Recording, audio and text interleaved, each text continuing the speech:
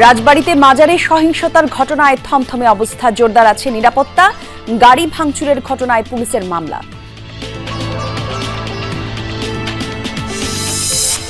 লক্ষ্মীপুরের চন্দ্রগঞ্জে নিয়ন্ত্রণ হারিয়ে যাত্রীবাহী বাস খালে, ঘটনাস্থলে নিহত 2, আহতদের ভর্তি করা হয়েছে হাসপাতালে।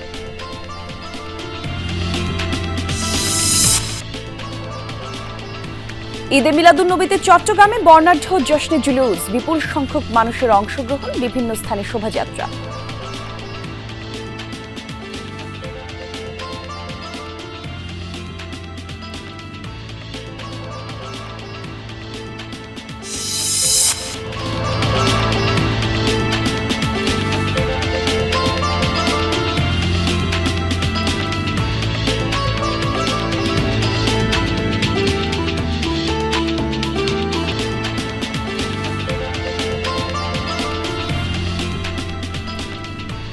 সংবাদ সারা দেশে আমন্ত্রণ আপনাদের সবাইকে। আমি জান্নাতুল কলি আছি আপনাদের সাথে। শিরোনামগুলো দেখছিলেন, এবারে জানাবো বিস্তারিত। রাজবাড়ীর গোয়ালন্দে নুরাল পাগলার মাজারে হামলা ও ভাঙচুর এবং একজনের নিহতের পর সেখানকার অবস্থা থমথমে। তবে নিরাপত্তা জোরদার করেছে আইন শৃঙ্খলা বাহিনী। সকাল থেকেই দরবার শরীফ এলাকায় টহল দিচ্ছে আইন শৃঙ্খলা বাহিনী, ভিড় জমাচ্ছেন উৎসুক জনতা। এদিকে গতকাল হামলা ভাঙচুর এবং একজন নিহতের ঘটনায় এখনো মামলা হয়নি, আটকও হয়নি কেউ। তবে পুলিশের উপর হামলার ঘটনায় মামলা হয়েছে। রাতে গোয়ালন্দ ঘাট থানায় এসআই সেলিম বাদী হয়ে মামলাটি দায়ের করে। আর গতকাল জুমার নামাজের পর তৌহিদি জনতার ব্যানারে নুরাল পাগলা দরবার শরীফে হামলা ভাঙচুর চালানো হয়। কবর থেকে মরদেহ তুলে পুড়িয়ে দেয় বিক্ষুব্ধরা। সহিংসতা চলাকালে আহত হয় অর্ধশতাধিক। রাতেই হাসপাতালে মারা যায় রাসেল মোল্লা নামের একজন।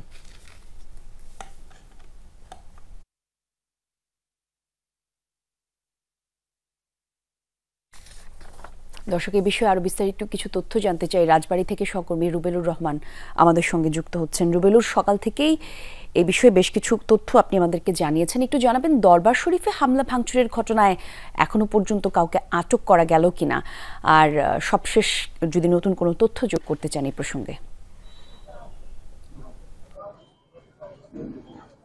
কলি যেমনটি বলছিলেন, আসলে দরবার শরীফে হামলা ভাঙচুর লাশ পোড়ানোর ঘটনায় কিন্তু এখন পর্যন্ত কোনো মামলা হয়নি বলে আমরা যেটি পুলিশ সুপার আমাদেরকে জানিয়েছেন। পাশাপাশি পুলিশের কাজে বাধা এবং পুলিশের গাড়ি ভাঙচুরের ঘটনায় কিন্তু 3000 থেকে 3500 অজ্ঞাত আসামি করে কিন্তু মামলা দায়ের করা হয়েছে। তো আমরা এই মুহূর্তে রয়েছে কিন্তু দরবার শরীফের যে মূল ফটক, সেই মূল ফটকে কিন্তু অবস্থান করছে। এখানে ক্যামেরার সাহায্যে অবশ্যই দেখতে পাচ্ছেন এখানে যারা নিরাপত্তার দায়িত্বে রয়েছে, পুলিশ মোতায়েন রয়েছে। আসলে উৎসুক জনতা কিন্তু অনেকে বিভিন্ন স্থান থেকে আসছেন, তারা এসে বাড়িতে প্রবেশের চেষ্টা করছেন। তখনই কিন্তু আসলে নিরাপত্তার দায়িত্বে যারা রয়েছেন তারা কিন্তু তাদেরকে ভিতরে ঢুকতে নিষেধ করছেন। এবং আমরা ভিতরে ঢুকে দেখেছি ভিতরের যে আসলে দরবার শরীফ এবং এই যে ভবন, থাকার ভবন, সবই কিন্তু আসলে ভস্মীভূত করা হয়েছে এবং এখানে যে সকল আসবাবপত্র মালামাল ছিল, অনেক মালামালই কিন্তু লুট করা হয়েছে। সর্বোপরি যদি বলি তাহলে কিন্তু এই যে দরবার শরীফ বেশ কয়েক যুগ আগে কিন্তু এই দরবার শরীফ এখানে প্রতিষ্ঠিত হয়। নুরাল পাগলা শৈশবে কিন্তু তিনি এখানে বদনা দিয়ে গান বাজিয়ে তার দরবার শরীফে কার্যক্রম শুরু করলে পরবর্তীতে তিনি আস্তে আস্তে তার আশ্রম তৈরি করেন। এখন শেষ মধ্যে কিন্তু 80 দশকের শেষের দিকে তার কিন্তু আসলে নিজেকে ইমাম মেহেদী দাবি করায় আলোচনায় আসে। পরবর্তীতে আসলে সবাই কিন্তু প্রতিবাদ জানালে তিনি সেটা মুশরিকা দিয়ে সেটি পরিসমাপ্তি ঘটান। এরপরেই কিন্তু তিনি মারা যাওয়ার পর 23 আগস্ট মারা যাওয়ার পর থেকেই তার যে কবর 12 ফিট উঁচুতে এবং কাবা শরীফের আদলে কবরে তাকে দাফন করা হয়। সে থেকে কিন্তু আসলে দরবারের যে বিষয়ে তৌহিদি জনতা তারা দাবি আন্দোলন করে আসছিলেন এবং তারই বহিঃপ্রকাশ গতকাল আসলে ঘটেছে এবং কবর থেকে তার মরদেহ উত্তোলন করে সাধারণ জনগণ। জি, ধন্যবাদ আপনাকে রুবেলুর। লক্ষ্মীপুরের চন্দ্রগঞ্জে একটি যাত্রীবাহী বাস নিয়ন্ত্রণ হারিয়ে খালে পড়ে 2 জন নিহত হয়েছে, আহত হয়েছে অন্তত 5 জন। সকালে কফিল উদ্দিন ডিগ্রি কলেজের সামনের সড়কে এই দুর্ঘটনাটি ঘটে। প্রত্যক্ষদর্শীরা জানিয়েছেন নোয়াখালী থেকে ছেড়ে আসা বেপরোয়া গতির একটি যাত্রীবাহী বাস নিয়ন্ত্রণ হারিয়ে রহমতখালী খালে পড়ে যায়। এ সময় বাসে থাকা প্রায় 30 জন যাত্রীর বেশিরভাগই জানলা এবং দরজা দিয়ে বের হয়ে আসতে পারলেও আটকা পড়ে গেছেন কয়েকজন। আর ফায়ার সার্ভিসের টিম অভিযান চালিয়ে তাদেরকে উদ্ধার করে হাসপাতালে নেওয়া হলে 2 জনকে মৃত ঘোষণা করেছেন চিকিৎসক। তাদের পরিচয় শনাক্তের চেষ্টা চলছে। আজ পবিত্র ঈদে মিলাদুন্নবী। দেশের বিভিন্ন স্থানে নানা আয়োজনে উদযাপিত হচ্ছে আজকের এই দিনটি। জশ্নে জুলুসে অংশ নিয়েছেন বিপুল সংখ্যক মানুষ। সকাল থেকে চট্টগ্রামের আঞ্জুমানে রহমানিয়া আহমেদিয়া সুন্নিয়া ট্রাস্টের উদ্যোগে শুরু হয়েছে জশ্নে জুলুস। নেতৃত্ব দেন পাকিস্তানি দরবারে সিরিকোটের সাজ্জাদিন পীর আল্লামা সৈয়দ মোহাম্মদ সাবির শাহ 8:30টায় 16 শহরের আলমগীর খানকায়ে কাদেরিয়া সাইয়েদিয়া তাইয়েবিয়া থেকে শুরু হয় ঐতিহাসিক জশ্নে জুলুস। বিবিরহাট, মুরাদপুর, 16 শহর 2 নম্বর গেট, জিইসি মোড় ঘুরে জামে আহমদিয়া সুন্নিয়া আলিয়া মাদ্রাসা ময়দানে মাহফিল এবং জোহরের নামাজের মধ্য দিয়ে শেষ হবে জুলুস। লক্ষ লক্ষ নবী আলেকের নবীর প্রেম ভালোবাসার উদ্যোগে আমরা এখানে জুলুসের মধ্যে এখানে আসছি। আজকে খুশির দিন, আনন্দের দিন, ঈদের দিন। আমরা 11 মাস এই দিনটির জন্য সারা বিশ্বের উম্মতে মুহাম্মদী আমরা অপেক্ষা করে। ঈদে মিলাদুন্নবী উপলক্ষে কক্সবাজারে আনন্দ মিছিল হয়েছে। সকালে মহেশখালী, কুতুবদিয়া, চকরিয়া সহ বিভিন্ন স্থানে বের করা হয় জশ্নে জুলুস। অংশ নেন নানা বয়সী বিপুল সংখ্যক মানুষ। এ সময় বিভিন্ন গুরুত্বপূর্ণ সড়ক প্রদক্ষিণ করে জুলুসের মিছিল। জুলুস হয়েছে মুন্সিগঞ্জে। শহরের লিচুতলা থেকে আহলে সুন্নত ও দাওয়াত ইসলামী বাংলাদেশের উদ্যোগে মিছিলটি বের হয় শহরের প্রধান সড়ক ঘুরে আবারও লিচুতলায় ফিরে আনন্দ মিছিল, পরে মিলাদ মাহফিল অনুষ্ঠিত হয়।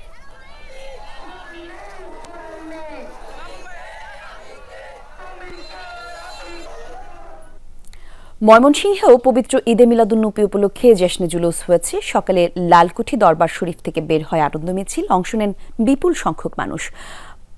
Patgudam bridge, 0 point, town hall মোড় ঘুরে আবারও লালকুঠি দরবারে এসে শেষ হয় জুলুসটি।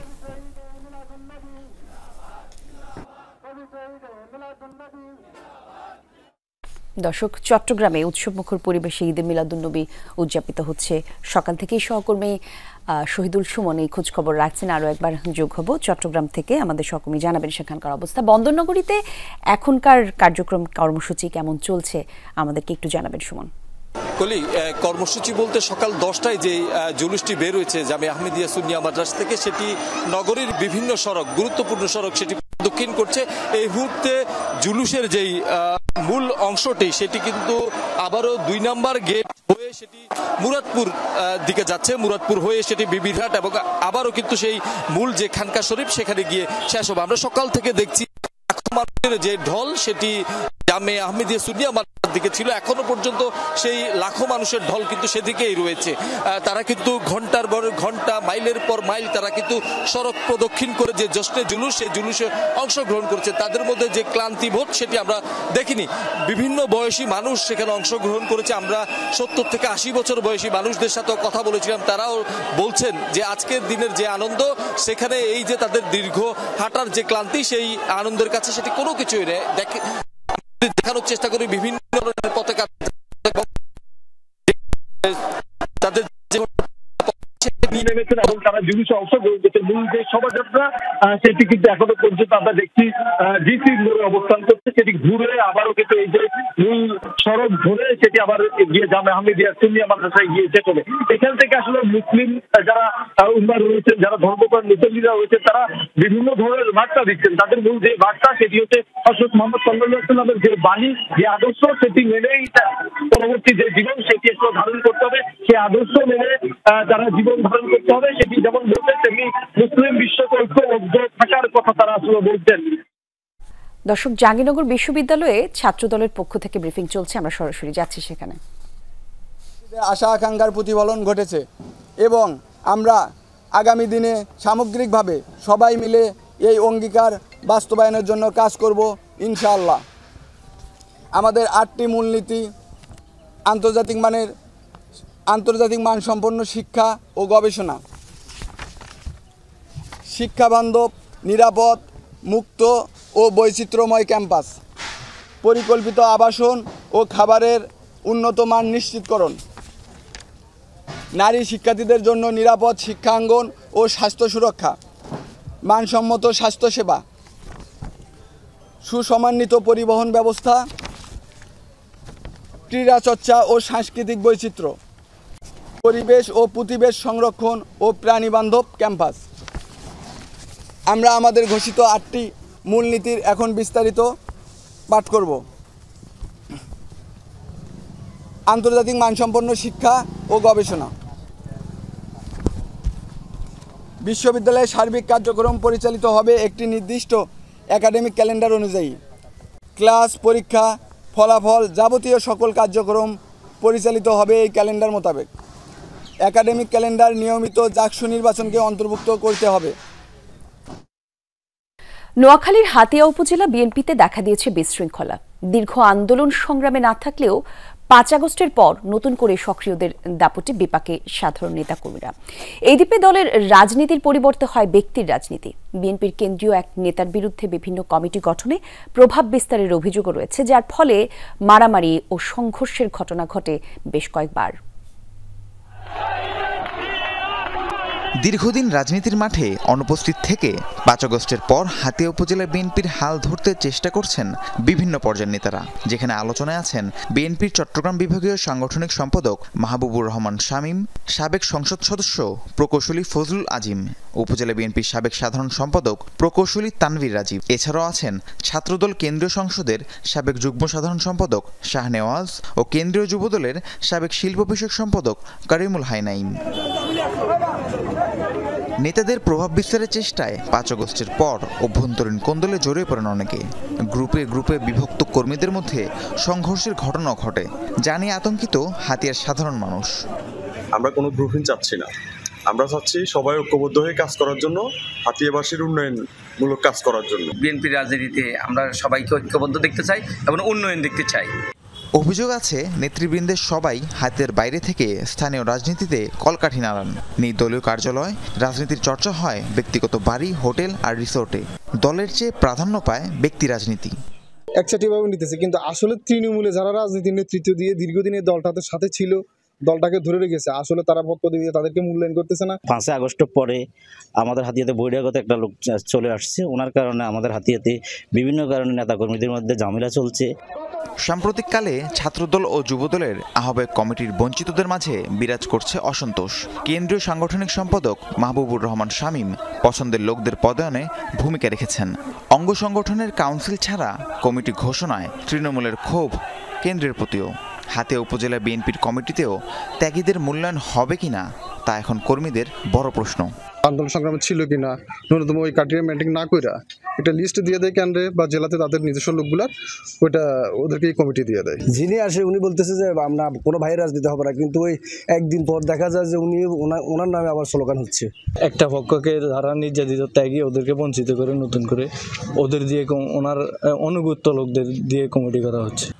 বিভিন্ন গ্রুপে বিভক্ত নেতৃবৃন্দ বলছেন তাদের পছন্দের ভাইয়ের নেতৃত্বে স্থানীয় বিএনপি ঐক্যবদ্ধ। নিজেদের মধ্যে মতভেদ ছিল, কিন্তু শামীম ভাই দায়িত্ব পাওয়ার পর থেকে মোটামুটি আমাদের এখানে 80% আমি বলবো সবাই ইতিমধ্যে ঐক্যবদ্ধ হয়ে গেছে। 3-4 গ্রুপে আছে, যে গ্রুপগুলোর কারণে সাধারণ বিএনপি যারা করে তাদের মনোবল হারিয়ে ফেলতেছে।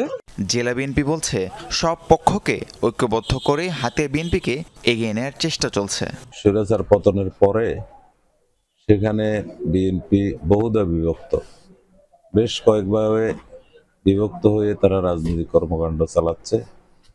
আমরা নোয়াখালী জেলা বিএনপির পক্ষ থেকে উদ্যোগ নিয়েছি, সেখানে সবাইকে ঐক্যমত করে একটা সাংগঠনিক কমিটি, আহ্বায়ক কমিটি দেওয়ার জন্য। ব্যক্তি রাজনীতির ঊর্ধ্বে উঠে সবাই ঐক্যবদ্ধভাবে দলের রাজনীতি করবে, এমনটাই প্রত্যাশা সাধারণ নেতাকর্মীদের। সেই সঙ্গে নির্বাচনে হাতিয়ার সন্তান এবং যোগ্য ব্যক্তিকে মনোনয়ন দিবে দল, সেই আহ্বান কেন্দ্রের প্রতি। রাহিম সারোয়ার, যমুনা নিউজ। জামালপুরের সরিষাবাড়ি ঝিনাই নদীতে নৌকাডুবির ঘটনায় নিখোঁজ শিশুর সন্ধান মেলেনি এখনো। সকাল থেকে ধারাবাস্য এলাকার অভিযান পরিচালনা করেছে ডুবুরি দল, খোঁজ মেলেনি শিশুকন্যা শোভার। এর আগে গতকাল রাতে শোভার মা মোর্শেদার মরদেহ উদ্ধার করা হয়। শুক্রবার সন্ধ্যায় সরিষাবাড়িতে নৌকাবাইচ খেলা শেষে অর্ধশত মানুষ নিয়ে ফেরার পথে নৌকা ডুবে যায়। এ সময় স্থানীয়রা মোর্শেদার মরদেহ উদ্ধার করে আরও 3 জনকে উদ্ধার করে হাসপাতালেও পাঠানো হয়। আরও একটা ছোট বিরতির পর সংবাদ সারা দেশে ফিরছি, থাকুন সঙ্গে। বছরের পর বছর লুট হয়েছে সিলেটের সম্পদ, সমালোচনা হলেই তদন্ত হয়েছে তদন্ত কমিটি, কিন্তু প্রভাবশালীরা থেকেছে ধরাছোঁয়ার বাইরে। প্রশাসনের তদন্তে 252 কোটি টাকা পাথর লুট আর মূল হোতাদের চিহ্নিত করা হলেও দুদকের মামলা হয় 1 জনের বিরুদ্ধে, আর লুটের অঙ্ক নেমে আসে 92 কোটি টাকায়। এই নিয়ে ক্ষুব্ধ পরিবেশবাদীরা। তাদের অভিযোগ, গত 1 বছরে 3টি স্থানে লুটপাট হলেও প্রশাসন ব্যস্ত শুধু সাদা পাথর নিয়ে। এ নিয়ে বিস্তারিত দেখবেন আজ রাত ক্রাইম সিনে। সাদা পাথর নিয়ে হইচই আর ভাইরাল খবরের ভিড়ে অনেকটাই হারিয়ে গেছে শাহ আরিফিন টিলা ও জাফলংয়ের ঘটনা। অথচ পাথর লুটের বড় ঘটনার শুরু এসব স্থান থেকেই। সিলেটের কোম্পানিগঞ্জে শাহ আরিফিন টিলায় ধ্বংসযজ্ঞের পর 2009 সালে 9 সদস্যের তদন্ত কমিটি ইজারাদারের বিরুদ্ধে 252 কোটি টাকার পাথর লুটের প্রমাণ পায়। 2017 সালে জেলা প্রশাসনের তদন্ত কমিটি 47 জনের তালিকা দেয়, চিহ্নিত করে সিন্ডিকেট হোতাদের। 2021 সালে দুর্নীতি দমন কমিশন প্রভাবশালীদের নাম বাদ দিয়ে শুধুমাত্র সবশেষ ইজারাদারকে আসামি দেখিয়ে মামলা করে। মাঠ পর্যায়ের তদন্তে যেখানে 250 কোটি টাকার পাথর লুটের প্রমাণ পাওয়া গিয়েছিল, রহস্যজনকভাবে সেখানে দুদক গত মাসে মাত্র 92 কোটি টাকার ক্ষয়ক্ষতি দেখিয়ে চার্জশিট দিয়েছে। এ ঘটনায় ক্ষুব্ধ পরিবেশবাদীরা। অন্তর্বর্তীকালীন সরকার দায়িত্ব গ্রহণের পরে যে ব্যাপক লুটতরাজ হয়েছে সাদা পাথর এলাকা সহ সিলেটের বিভিন্ন জায়গাতে, সেই লুটপাটের সাথে যারা জড়িত আছেন তাদেরকে প্রকৃতপক্ষেই চিহ্নিত করা, কিন্তু আসলে দেখা গেছে যে অনেকেই এলাকা ছাড়া হয়ে গেছেন। আর যে প্রতিবেদন এসেছে তা নিয়েও নানান প্রশ্নের অবকাশ আছে। জাফলংয়ে দেখা যাচ্ছে যে পাথর লুটপাট হচ্ছে, তারপরে রেলওয়ে বাংকারের পাথর লুটপাট হলো, তারপরে আমরা দেখতে পাচ্ছি আরও কিছু স্পটে পাথর লুটপাট হচ্ছে। সেই সব জায়গা নিয়ে কিন্তু তদন্ত কমিটি নেই এবং সেই ধরনের তৎপরতাও নেই, কিন্তু সেখানেও তো পরিবেশ বিনষ্ট হচ্ছে। যার জন্য আমরা মনে করি যে সব জায়গাকে সমান গুরুত্ব দিয়ে, যেসব জায়গায় পরিবেশ বিপর্যস্ত হচ্ছে সব জায়গা নিয়েই সরকারকে তৎপর হবে, সেটাই আমরা আশা করছি। ভয়াবহ লুটের হোতাদের ধরতে তৎপরতা দেখানো হলেও ধরা পড়েনি কেউ। একটু কৌশলগত কারণেই আমরা হয়তো তাদের নামটা এখন বলছি না, কিন্তু তাদেরকে গ্রেফতার করার জন্য যত ধরনের প্রসিডিওর আছে আমরা সায়েন্টিফিক টেকনোলজি ইউজ করে তাদের লোকেশন ট্রেস করে আমরা চেষ্টা করছি। সাদা পাথরকে গুরুত্ব দেওয়ার বিষয়ে যুক্তি দিলেন জেলা প্রশাসক। কাজটা ফাঁকা না, কাজটা হলো যে আমরা এখন সবগুলোতে একটা প্রিভেন্টিভ মেজার, একটা কম্প্রেহেনসিভ প্ল্যান চিন্তা করতেছি যে প্রত্যেকটা জিনিসই প্রোটেকশনে কি কি বিষয় করা যায়। মানে এইবারে ভোলাগঞ্জে এটা নিয়ে জনই ঘটনাগুলি ঘটলো আর কি। এটা আমরা আশা করছি যে টুরিস্ট স্পটগুলি আছে আপনার এখানে জাফলং সহ আরিফিন টিলা বা অন্য যে কোনো জায়গায়, এটা তো এটা হয়তো এবার একটা প্রোটেকশন মেজারে আমরা আনার চেষ্টা করবো। আশা করছি 1 মাস সময় লাগবে। জেলা প্রশাসক জানান, এরই মধ্যে পরিদর্শন করেছেন জাফলং, যাবেন শাহ আরিফিন টিলাতেও। মাহবুবুর রহমান রিপন, যমুনা নিউজ, সিলেট।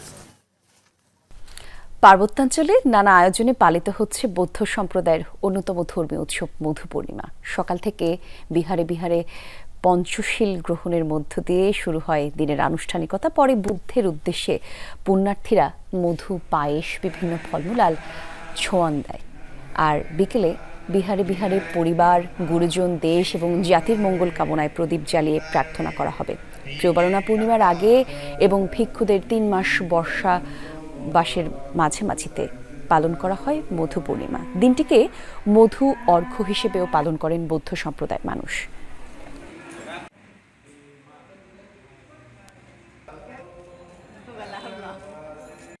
এই পবিত্রময় পূর্ণিমা তিথিতে মধুসহ নানাবিধ ফল পূজা করে এবং শিব সমাধি প্রজ্ঞা ধারণ করে বিশ্বশান্তি মৈত্রী মঙ্গল কামনা করি এবং সেই সাথে জগতের সকল প্রাণীর সুখী হোক ওই প্রত্যাশা করে আমরা এই দিনটি পালন করে থাকি।